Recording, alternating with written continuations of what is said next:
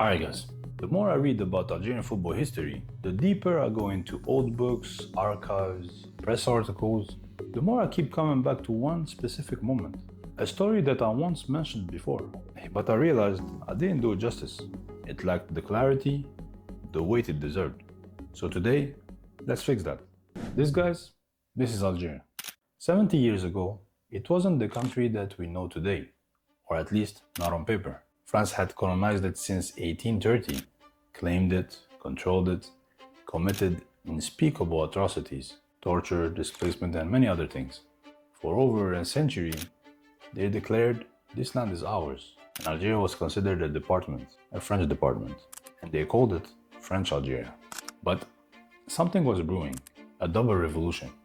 One fought with weapons in the mountains, and the other one fought on a very different kind of battlefield. This isn't just a sports story, guys. It's a revolution.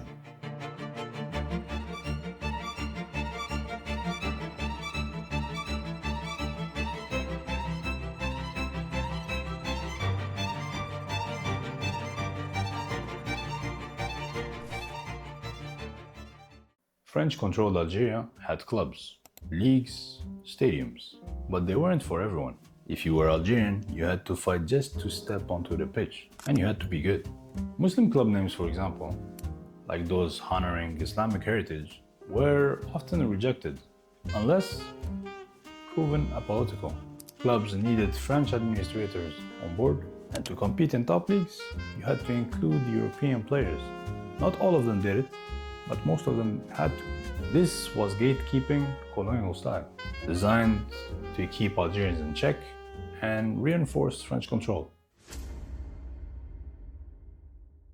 Alright guys, before football took over, Algerians were dominating in other sports. Boxing was huge, raw, unfiltered. Seeing an Algerian labeled indigène by the French crush their opponent in the ring, that was a silent rebellion. That was a metaphor in itself. Sherif Hamia, for example, European featherweight champion in 1953, fought under the French flag but carried Algeria in his heart. For example, the FLN urged him to lose the fight against Ogan Kibase to deny France the medal. Hussein Khalfi stunned the boxing world by defeating world champ Sandy Sadler in 1954. In cycling, Abdelkader Zaaf and Mohamed Kebaili were outpacing their rivals. And in running, Bouguerra Al-Wafi was the first African to win a gold medal, and that was in 1928 in Amsterdam. All these athletes proved that Algerians could shine in a rigged system. These athletes were more than just competitors. They were symbols of resistance, inspiring a nation. Football was taking over, and Algerians, they were unstoppable. Players like Soulim Gnawi, Qader Firoud, Ali Bennouna broke barriers, moving from local leagues to France's top clubs like Olympique de Marseille and Racing de Paris. In 1936, Bennouna became the first North African to wear the French jersey. Then came stars like Abdelkader Ben Bouali, Abdelaziz Ben Tifour, Rachid Makhloufi, Mustafa Zitouni, Saïd Brahimi, and on and on and on. Makhloufi, for example, was a magician at Saint-Etienne, scoring 87 goals in 4 seasons. Zitouni, a defensive rock from Monaco, considered among Europe's best. Brahimi was the first Algerian to score for France in 1957. These guys weren't just sidekicks, they were stars, prepared for France's 1958 World Cup squad. Matter of fact, Zitouni and Makhloufi were on the shortlist, but their story, guys, was about to take a radical turn. In 1945, the world celebrated the end of the World War II, but in Algeria, people marched for their freedom. In Stif, Guelma, Kharata, peaceful protesters waved Algerian flags and demanded independence. French forces responded with gunfire, mass arrests, and airstrikes. Up to 45,000 died that day. The Sétif massacre wasn't just a tragedy, it was a wake-up call. It showed Algerians, on and off the pitch, that they would never be accepted as French, no matter their talent or loyalty. And that sparked something completely different, guys. The FLN, Algeria's National Liberation Front, formed in 1954 to lead the fight for independence, brought the revolution to sports. Their message was clear. All Algerians, all of them, whether they're in France or Algeria, need to stop playing for France or French clubs. Every ordinary Algerian, shopkeeper, cafe owner, student, were all called to boycott French institutions. The FLN saw sports as a battleground, a way to assert Algerian identity against colonial oppression. And tensions were high in Algerian football. Fights broke out. Games were suspended. But two moments stood out. The first one being in the city of Bel Abbas, in the west of the country.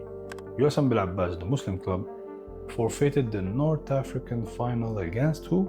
Their neighbors, the SC Bel Abbas, the best team in Algeria at that time, a European settler club. They just forfeited, following FLN orders, and that was a bold act of resistance.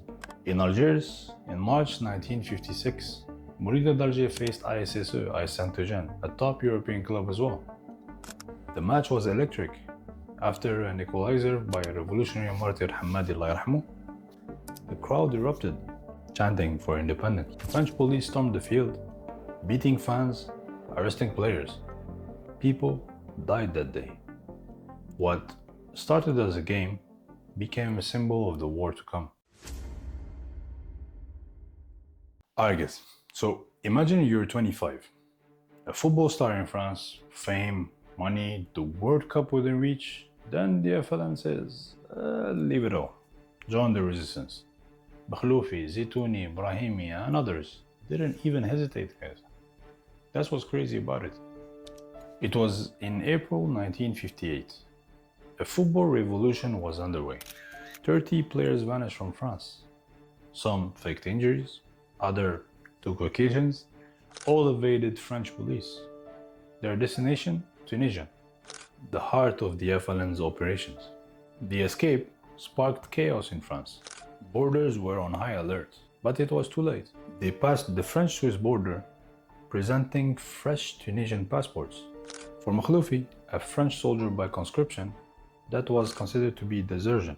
There was a risk of imprisonment or worse. In France, they were branded as traitors. The French Football Federation brought the matter to FIFA, and French press was calling the move a waste of talent. On the other hand, in Tunisia, they were greeted as heroes, ready to form a national team for a nation that was still fighting to exist. They called themselves Le 11 de l'Indépendance, the 11 of the independence.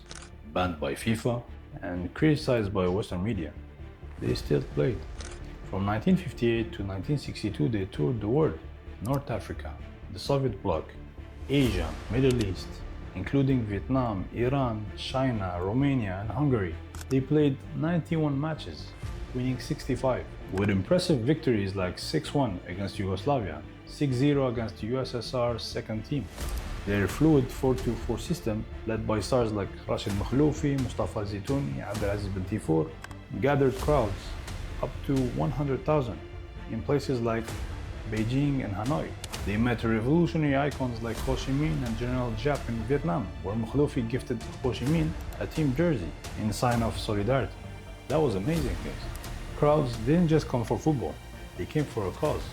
Each match was actually a message. Algeria exists, and we are here. Their tours, hosted by sympathetic nations, turned stadiums into global stages, galvanizing support for Algeria's independence. So, they might have not won the World Cup, but they helped to win something bigger, a nation. Their story wasn't told in trophies. It was told in 90 minutes acts of defiance. When Algeria won independence in 1962, these players were considered to be heroes. Many, like Makhloufi and Zouba, returned to rebuild Algerian football, mentoring the next generations. Today, guys, few of them are still with us today, Allah yarhamhum, but this story ensures that their sacrifice lives on. Because guys, sometimes football is just a game, but sometimes it's a flag, a dream, a revolution. It was your boy, the Snapback Historian. Thank you for watching, guys. If you liked it, hit that like button, drop a comment and tell me what would you do. Would you choose fame or freedom? Subscribe, guys, for more stories. Don't forget to do it, please. And see you on the next one, inshallah. Salam alaikum.